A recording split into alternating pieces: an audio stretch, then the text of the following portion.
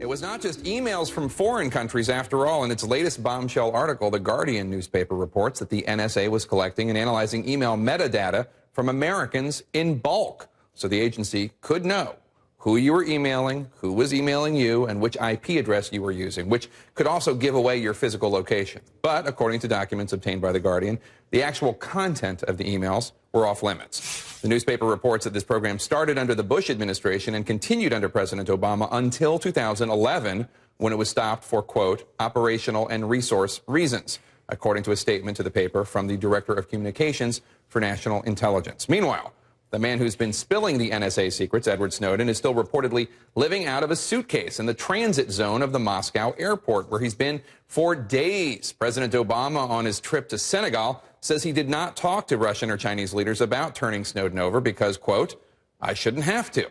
He also sounded pretty dismissive of the man who's hemorrhaging U.S. secrets, if not dismissive about the information Snowden may possess. No, I'm not going to be scrambling jets to get a 29-year-old hacker.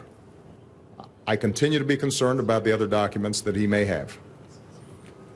That's part of the reason why we'd like to have Mr. Snowden in custody.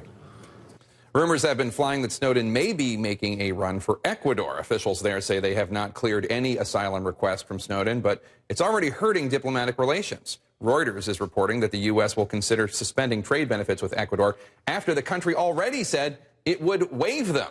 Ecuador gets tens of millions in aid from the U.S., but officials there are essentially telling America, hey, it doesn't mean you own us. Meanwhile, the man who's breaking all these stories for The Guardian, Glenn Greenwald, says there's now a campaign to smear him.